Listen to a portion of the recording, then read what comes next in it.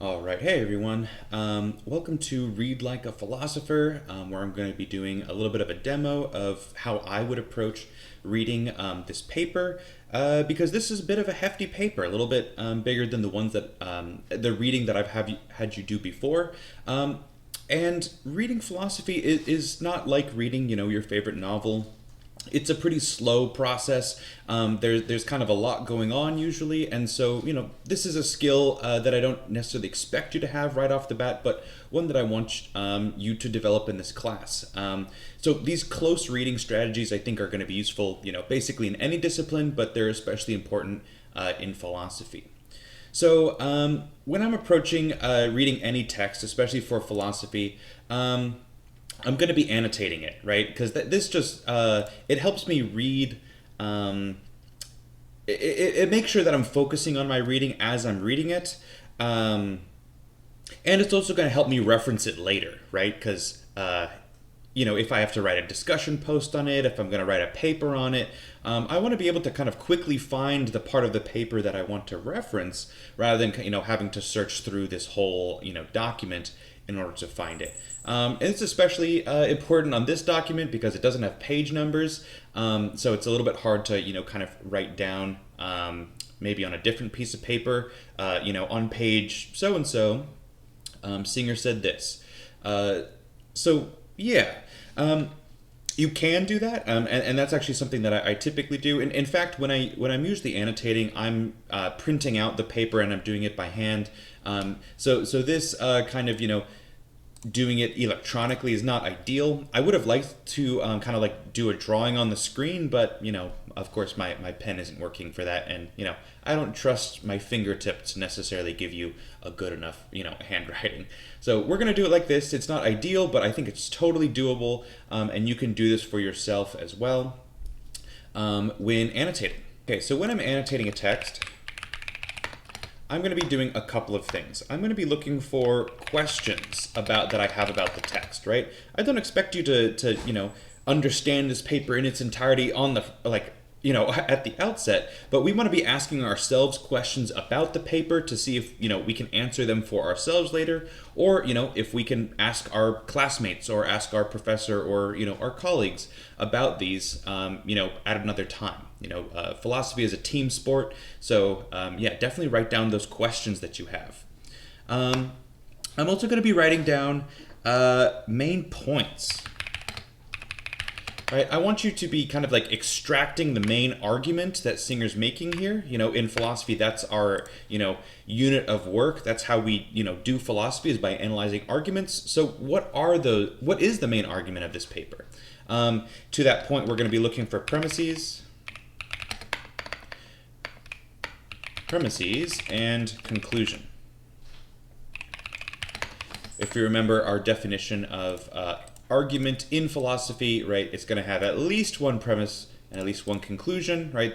These are both just statements where the premise is offered as evidence or a reason to accept the conclusion. Okay, so I'm going to be looking for main points. I'm going to be looking for objections. This is a somewhat objectionable paper. It's kind of the reason why I assign it, is because Singer tells us some things in this that we don't necessarily want to hear, and so I want to have something to say back to Singer. Places where I don't think he's quite right, or things where I want to put pressure on the argument later on. So I want to keep in mind about any objections that I want to make. I'm also going to look out for vocabulary. Right? Any unfamiliar words that I want to, make sure I understand for later. And then I'm going to do paper structure, okay, or signposting. So this is basically like, philosophers do this thing called signposting, where they tell you what they're about to do with their writing, right? They will tell you, for instance, like when they're, giving their main point, or when they are giving you their main conclusion. And we want to look for those as kind of signals to us about what's going on in the paper, because if we can understand the structure of this paper, what he's trying to do with each paragraph, we can much more simply understand what's going on in the overall paper. Okay, and then finally, I'm going to do, I guess what I'm going to call rewriting. This is going to be, some of Singer's paragraphs here are going to be kind of dense, right? And they're going to be in very much philosophy speak. Now, the reason he does this is so that his point is not being misinterpreted, but to do that, it's often very dense and it's not really how normal people talk. So I'm going to try to understand some of these paragraphs and put them into, normal language so that I can reference them later and I can make sure that I'm understanding what's going on, right? Okay. So, without further ado, this is Peter Singer's Famine, Affluence, and Morality. All right. As I write this in November 1971, people are dying in East Bengal from lack of food, shelter, and medical care. The suffering and death that are occurring there now are not inevitable, not unavoidable in any fatalistic sense of the term. All right, fatalist. Okay, having some technical difficulties here, but I meant to highlight fatalistic, right, which is a good vocab word, basically by fate or destined to happen. Singer saying that the suffering and death that are occurring there is not destined to happen. Okay. Constant poverty, a cyclone, and a civil war have turned at least 9 million people into destitute refugees. Nevertheless, it is not beyond the capacity of the richer nations to give enough assistance to reduce any further suffering to very small proportions. The decisions and actions of human beings can prevent this kind of suffering. Unfortunately, human beings have not made the necessary decisions. At the individual level, people have, with very few exceptions, not responded to the situation in any significant way. Generally speaking, people have not given large sums to relief funds. They have not written to their parliamentary representatives demanding increased government assistance. They have not demonstrated in the streets, held symbolic fasts, or done anything else directed towards providing the refugees with the means to satisfy their essential needs. At the government level, no government has given the sort of massive aid that would enable the refugees to survive for more than a few days. Britain, for instance, has given rather more than most countries. It has, to date, given £14,750,000. For comparative purposes, Britain's share of the non-recoverable development costs of the Anglo-French Concord project is already in excess of £275 million, and on present estimates will reach £440 million. The implication is that the British government values a supersonic transport more than 30 times as highly as it values the lives of 9 million refugees. Okay, I want to pause there. For one, I'm a big aviation nerd. So Concorde was the only commercial supersonic transport. It was an aircraft that could travel at twice the speed of sound. It could take passengers from New York to London in about 2 hours. That takes about 8 or 9 hours on modern jetliners. So this was in development at the time, right? The 1970s. But by the time we're reading this now in 2026, this is a long canceled project. It did fly for a little while. It wasn't economically viable, so they canceled it, right?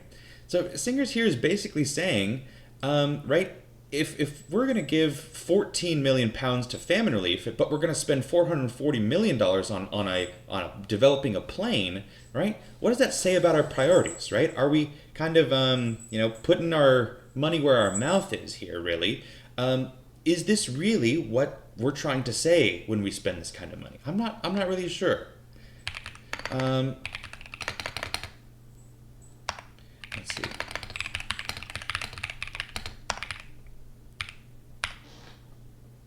Refuge. Or, what other kind of development?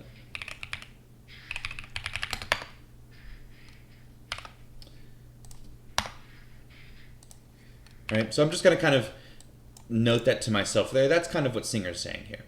Okay. Australia is another country which, on a per capita basis, is well up in the aid to Bengal table.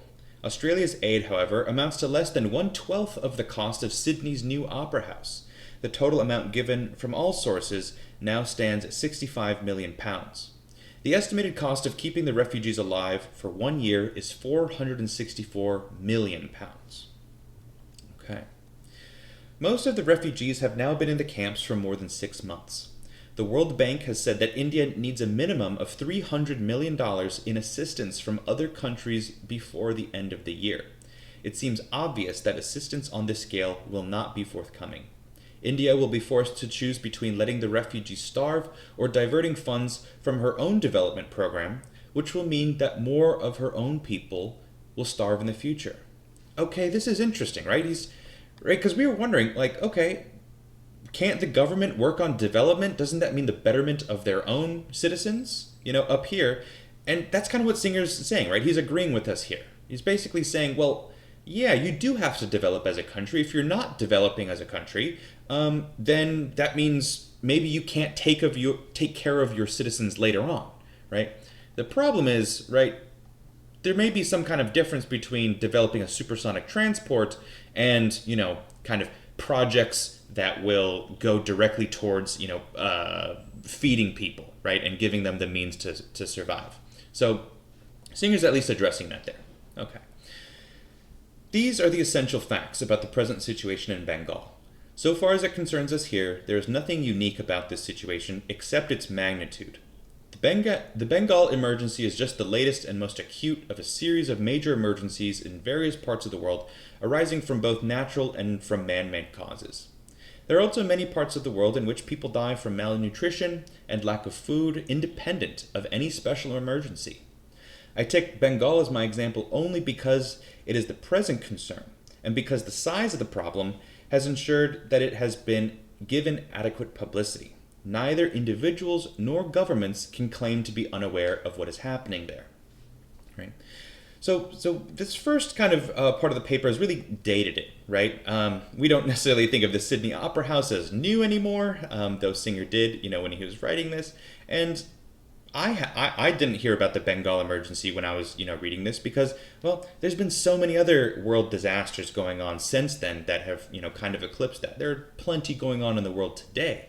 But Singer's just trying to make a general point here, right?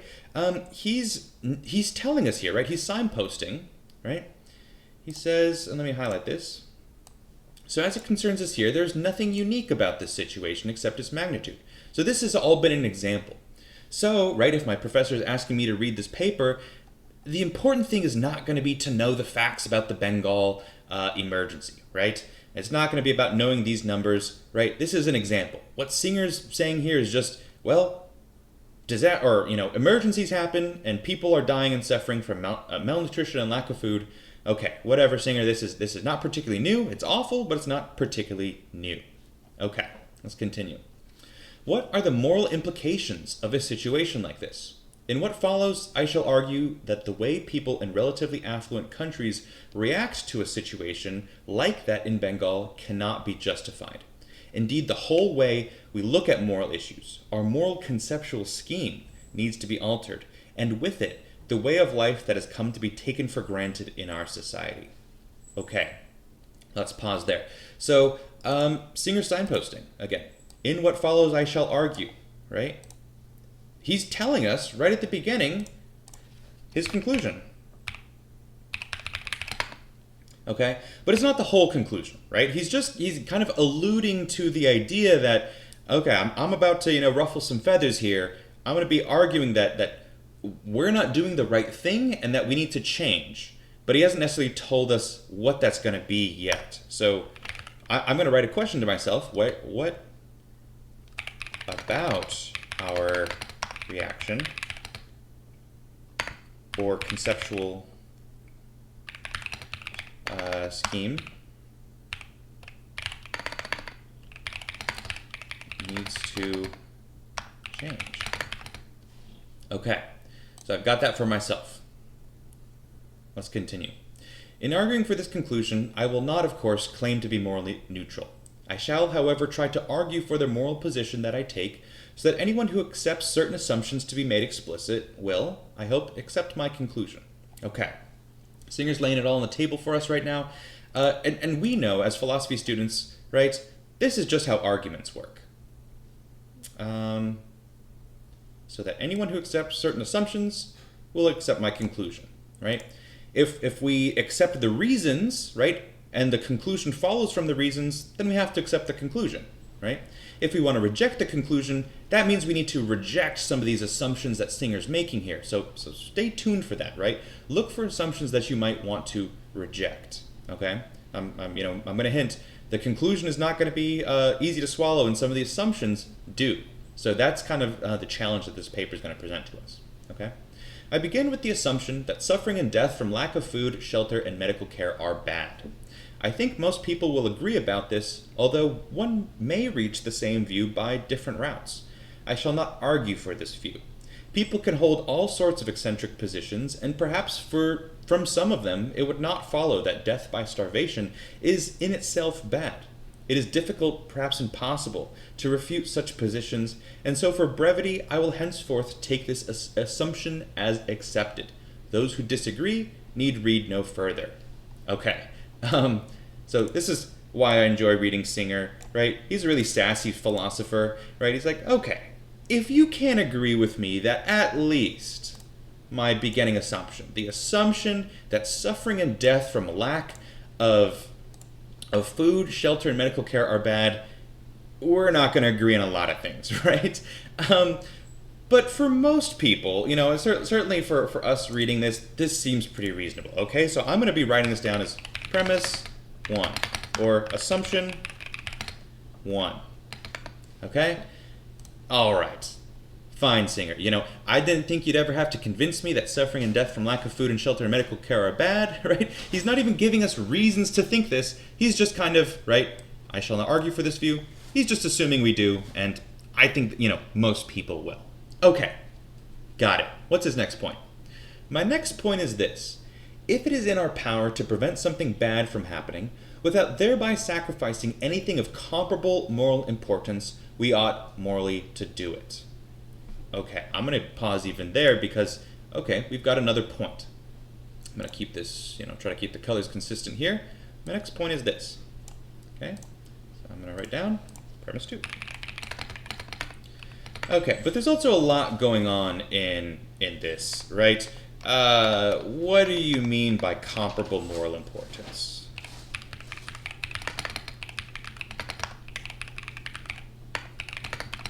Right, so I'm just going to write a question for myself in the margins, right? I don't know what comparable moral importance is, but I want to make sure by the end of this paper that I do, right? Because it seems important, okay? Let's continue. Without sacrificing anything of comparable moral importance, I mean without causing anything else comparably bad to happen, or doing something that is wrong in itself, or failing to promote some moral good comparable in significance to the bad things we can prevent. Well, he's told us what comparable moral importance is, but this is still kind of in philosophy speak. Right? So I'm going to highlight this, right, in case I need to come back to it. That's kind of aggressively read. I apologize. Okay. So he's told us what comparable moral importance is. Maybe we're starting to get it, maybe not. But, okay, so I'm still not quite sure. I'm going to keep an eye out for that. This principle seems almost as uncontroversial as the last one. It requires us only to prevent what is bad and to promote what is good, and it requires this of us only when we can do it without sacrificing anything that is, from the moral point of view, comparably important. I could even, as far as the application of my argument to the Bengal emergency is concerned, qualify the point so as to make it, if it is in our power to prevent something very bad from happening, without thereby sacrificing anything morally significant, we ought to do it. Okay, well, this is just kind of what he said up here, but he's changed it just slightly, right? Okay. Right? The only thing he's changed between this version of premise 2 and this version of premise 2 is something bad versus something very bad, right? Okay. Well, I was sort of on board with premise 2 to begin with. I'm going to call this, premise 2.1, okay? Because basically it's the same thing as premise 2, just in a more stringent form, a stronger form. I'm going to say maybe strong premise 2, right? Okay, not even something bad. Okay, so maybe why he says this, well, bad can mean a lot of different things. Maybe my coffee, is too cold, and that's a bad thing, right? Okay, that's not super important. What about something very bad? It's presumably not very bad that my coffee is cold right now, right? But it's a very bad thing that 9 million people are starving, in Bengal, right? That's pretty, incontrovertible. So this is he's lowering the bar for us, basically. Okay, if you didn't agree with my first premise, what do you think of this premise? Okay, and okay, well, that sounds pretty reasonable. Let's continue. An application of this principle would be as follows. If I'm walking past a shallow pond and see a child drowning in it, I ought to wade in and pull the child out. This will mean getting my clothes muddy, but this is insignificant, while the death of a child would presumably be a very bad thing. Okay, now it's starting to make sense here, right? Okay. This is an example of comparable moral importance. Right? So, right, comparable moral importance, he's basically saying, okay, I see a child drowning in a pond. I could save that child from drowning, but I'd have to get my clothes muddy. Should I still save the child? And we'd say, well, yeah, because a child's life is not comparable. We can't compare it to muddy clothes, right? A child's life is presumably so much more important than getting clothes muddy. So these things we'd have to sacrifice something of not comparable moral importance, right? The clothes are not even close to what a child is worth, so we should sacrifice the less valuable thing for the more valuable thing. Okay, feeling good about that. Let's continue. The uncontroversial appearance of this principle just stated is deceptive. If it were acted upon, even in its qualified form, right? Qualified meaning, right, that strong version that we identified, our lives, our society, and our world would be fundamentally changed. For the principle takes, firstly, no account of proximity or distance. It makes no moral difference whether the person I can help is a neighbor's child 10 yards from me or a Bengali whose name I shall never know 10,000 miles away. Secondly, the principle makes no distinction between cases in which I am the only person who could possibly do anything and cases in which I am just one among millions who could do the same. Okay, so what I'd note here, right, I'm going to say implications. Or not necessarily implications. No, that's not quite right. It's more like what the principle doesn't say, right? Because he's saying, okay, well, we just all agreed to that principle, but I didn't say anywhere in that principle that we need to think about how far away the person who needs help is, right? Doesn't matter if the child is drowning 10 yards from me or across the world. And, right, secondly, doesn't matter if, I'm the only person who's helping, even if there's lots of other people who could. Okay. So in what follows, right, for quite a while, he's going to start elaborating on this. And, for the purposes of you following along here, hopefully this kind of makes sense, the annotation process that I'm going through. I don't want to make the video super long, so people see the timestamp and then, be like, oh, brother, I can't watch this. But I think I'll go for a little bit longer. So if you're still interested, you want to read along as with what I'm going through, by all means. But if you're like, okay, I got it, you're welcome to continue on your own. You should continue doing this to identify other premises or the main conclusion. Okay, right? The one that we kind of have a question for ourselves in the beginning. All right, I'll go for a little longer. All right. I do not think I need to say much in defense of the refusal to take proximity and distance into account. The fact that a person is physically near to us, so that we have personal contact with him, makes it more likely that we shall assist him, but this does not show that we ought to help him, rather than another who happens to be further away. If we accept any principle of impartiality, universalizability, equality, or whatever, we cannot discriminate against someone merely because he is far away from us or we are far away from him.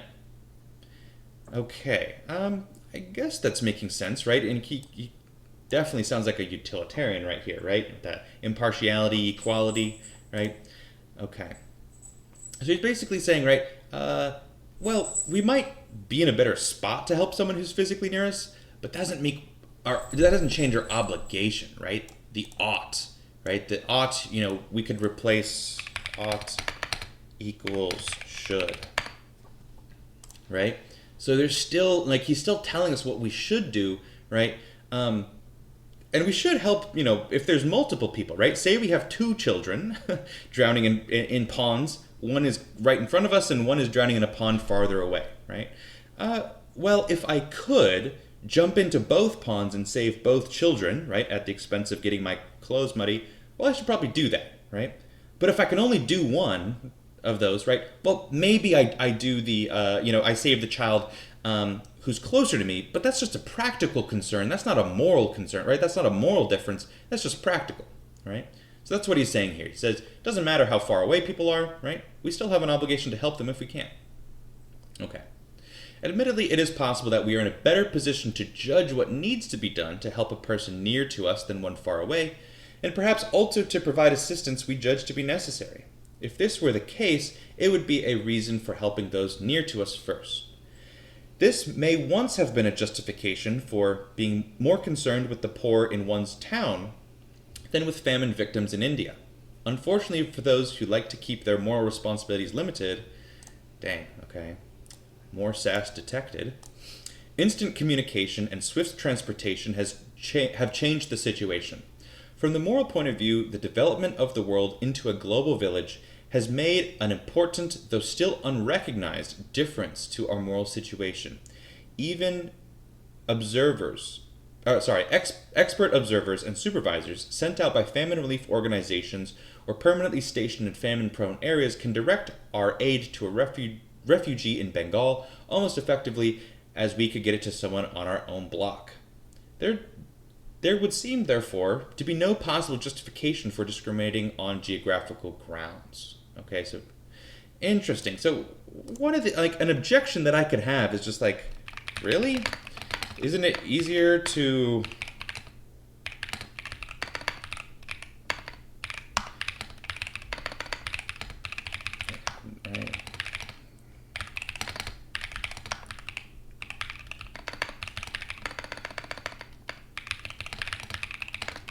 right? So I might have an objection for him here, right? Is this really true? And this question can also help me kind of reflect. Like, let me stop here and let me really think about it. Well, if I wanted to help someone down the hall for me, well, first I'd have to get to know my neighbors and actually talk to people. And, well, that's uncomfortable. And I guess if I wanted to donate overseas, all it would take, is I just open up a new tab on my computer and, I find some charity to give it to. I've got my card information already saved in the browser. Yeah, I guess it would be about as easy or even easier to aid people around the world than even people close to me. So he's basically saying, yeah, because this has become a lot easier, we can't discriminate on geographical grounds. It doesn't matter if they're close or far from you, right? You can still help people no matter how far away they are from you. Okay. Let's move on. There may be a greater need to defend the second implication of my principle. The fact that there are millions of other people in the same position in respect to the Bengali refugees as I am does not make the situation significantly different from a situation in which I am the only person who can prevent something very bad from occurring. Again, of course, I admit that there is a psychological difference between the cases. One feels less guilty about doing nothing if one can point to others similarly placed who have also done nothing. Yet this can make no real difference to our moral obligations. Interesting. Okay, so what I'm going to highlight here. What am I highlighting? What color? Let's do red, I suppose. Well, let's do pink. Okay. Well, okay. Blue's easier. So Singer's saying there is a difference here, right?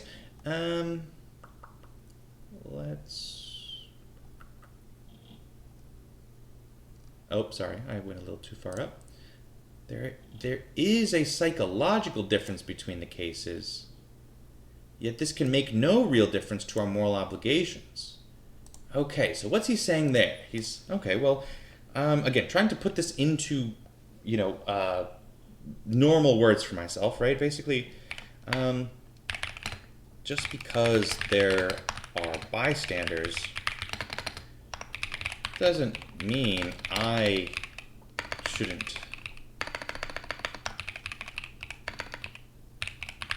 do something. Right? Okay, that makes sense, right?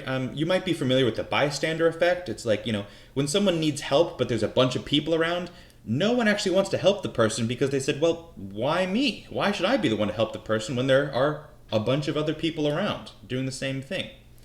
Okay, that might make sense, and he's got a good example for us here. Should I consider that I am less obliged to pull the drowning child out of the pond if, on looking around, I see other people no further away than I am, who have also noticed the child but are doing nothing? One has only to ask this question to see the absurdity of the view that numbers lessen obligation. It is a view that is an ideal excuse for inactivity. Unfortunately, most of the major evils, poverty, overpopulation, pollution, are problems in which everyone is almost equally involved. Okay, so what he's saying here is, well, if there's that child drowning in a pond, but the pond is, surrounded by people and they're just watching this child drown, does that mean I don't have to save the child? Well, he's going to say, well, psychologically, yeah, it might be weird. That might be different. We'd say, why are all these people standing around? Why are none of them helping the child? Did one of them throw the child into the pond, right? Is this child supposed to be drowning, right? We might start asking ourselves these kind of weird questions because there's all these people around who are doing nothing. Clearly, it can't be a big emergency if no one's doing anything, right? That's kind of the psychological process, right? But we should also understand, just because other people aren't doing the right thing doesn't mean that we shouldn't do the right thing, right? This is, I think, pretty basic kind of ethical understanding is like, it doesn't matter if, no one else is following the rules. That doesn't give you necessarily a reason for you not to, right? Or for you not to do the right thing. Okay. So that's what he's saying there. I've just summarized this whole paragraph kind of in my short little sentence here, which will make it easier to kind of find this information if I'm looking back later. Okay. Let's see. I know that from reading this piece a number of times, the next few paragraphs are going to get kind of technical, and so if I were reading this the first time, what I might say is, it might not make a whole lot of sense, but I'm going to keep going until I see something like I find here. Okay.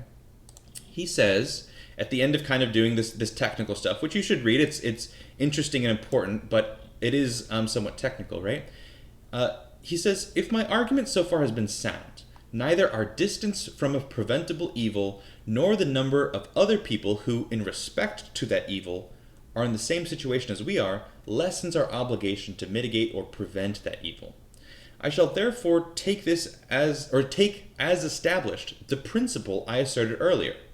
As I have already said, I need to assert it only in its qualified form. If it is in our power to prevent something very bad from happening, without thereby sacrificing anything else morally significant, we ought morally to do it. Okay. The importance of this paragraph is that, again, he is signposting to us. He's telling us what he's doing in this paper. So he's going to, I'm basically going to write here, everything before this is just him defending the, I guess, like implications of his principle.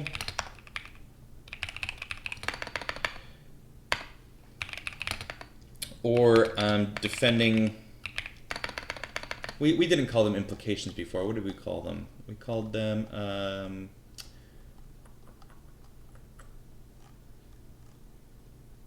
the principle, what the principle doesn't say, right? Defending the implications of his principle, or what the principle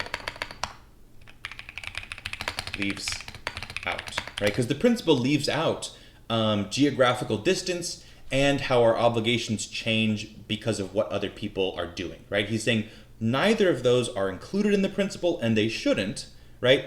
And he's defended that, right? So I'm using this signpost to kind of understand the structure of this paper. Everything before this is just him defending the implications of the principle or what the principle leaves out. I might have questions in here. It does get technical, but if you have questions, right, try to put these paragraphs into your own words here.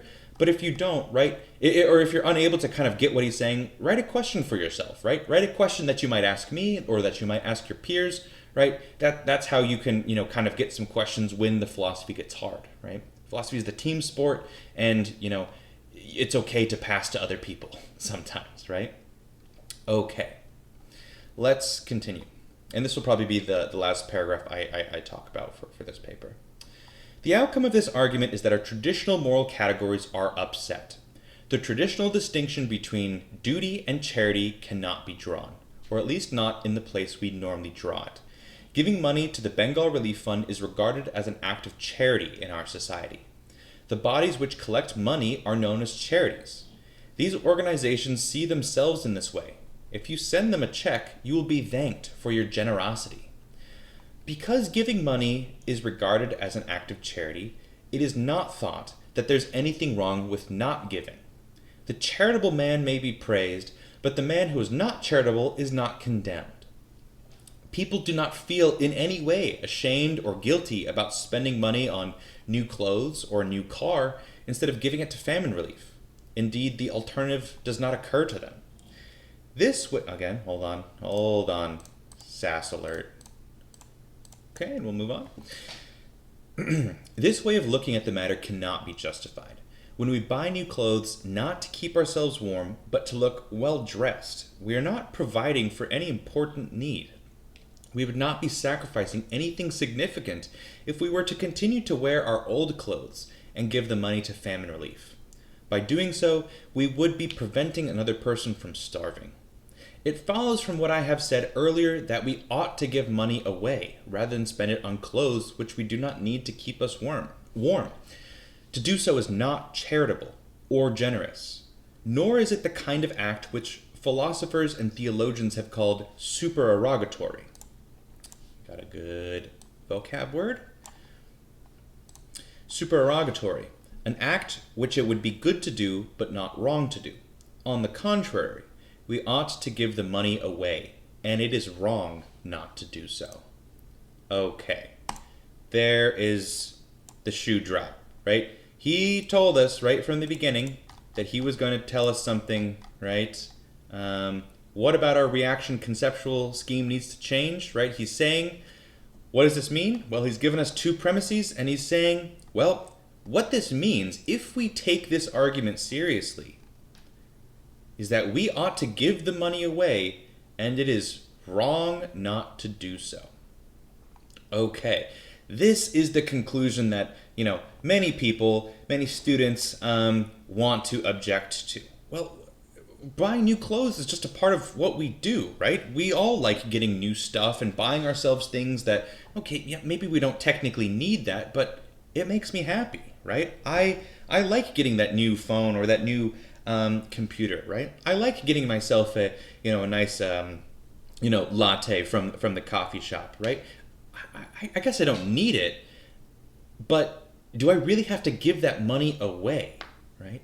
That's basically what Singer is saying here, right? It's not a charity. It's not something that's good to do but is not required of us. He's saying, no, giving your money away is required, okay? And now, that is, pretty objectionable, right? So I'm first going to mark this as conclusion. And I'm going to mark it, right? At this point, students probably encounter, a number of objections, right? So you might write your objections at this point, right? What could we say to Singer to reject his conclusion at this point, right? This is only page 5, right, of 11, and basically he goes on to just explain, what he means by this, right, and what are the limits on this, and some responses to objections. But I'll tell you right now, for those of you who have watched this far, this is his conclusion, right? That's it, right? He has two premises and one conclusion, and he covers all of that in the first, 5 pages of his paper, and most of it was just kind of clarifying, right? So let's take a look. Let's review real quick. Okay. The assumption that suffering and death from lack of food, shelter, and medical care are bad. Yes. Okay. We agree with that. If it is in our power to prevent something very bad from happening without thereby sacrificing anything morally significant, we ought morally to do it. Okay? Well, if we could give up our new clothes, right? If we could give up, our superfluous spending, right? Things that we don't really need. And that could go to save someone's life, right? And this is not unreasonable, right? The amount of money that we spend on a pair of jeans could keep a family alive for weeks, right? It is genuinely life-saving, the kind of aid that we could provide with the cost of a pair of jeans, right? So Singer's onto something here. And he's basically saying, aren't we a person standing on the side of that pond, right, who wants to buy new pants, or we could save the child, but we'd have to give up the pants, right? Our pants would be ruined. Isn't that the position that we are in regards to international aid, right? That is basically his conclusion. And so this conclusion does seem to follow from the premises, right? So if we want to reject the conclusion, we need to find something wrong with the premises. But the problem, right, and you might find this, is that these premises are pretty solid, right? Who could possibly object to these? So I'll give you a good word, and it's kind of what I want you to look for in the rest of the paper. These might be found in your objections. These might be found in the rest of the paper, but, and I hope I'm spelling this right. Let's see. Nope, doesn't know what I mean by that. It is not that. Okay, an enthymeme is a hidden premise.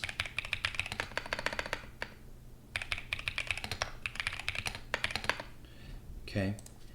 That means that there may be something in this argument, right? Something that's unsaid that we're objecting to. It's not the premises that he told us he's giving. Maybe there's something else that we can reject so that we can reject his conclusion, right? So kind of look for what those are, right? If it's not these two premises that we've identified, what is it that we object to about his argument, right? Does this mean we have to give all of our money away? Well, that doesn't seem right. That would be a good question for us to write at this point, right? Do we have to give all away? Right. So again, these, you might have a lot of questions for Singer at this point. It's good to write those down so you can kind of answer them for yourself as you continue to read.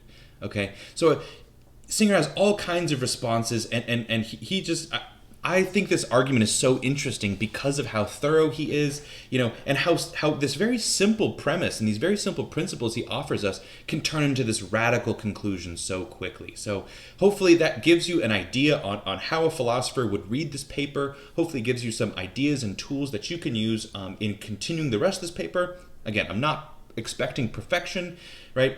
For many of you, this might be the first philosophy paper that you truly try to read on your own. But do continue to try to use these annotation strategies to pull as much as you can out of this paper. And I have to say, I'm sorry it's not as fun or as fast as reading your favorite novel. Reading philosophy is a slow process that needs to be done carefully. But unfortunately, right, this is a philosophy class, and that is a skill that we need to learn how to do. And I think that is a skill that will serve you well no matter what. All right. Well, thank you if you did watch this video up until this point. Hopefully you took a lot away from it, and I look forward to seeing your discussion posts on this paper later this week.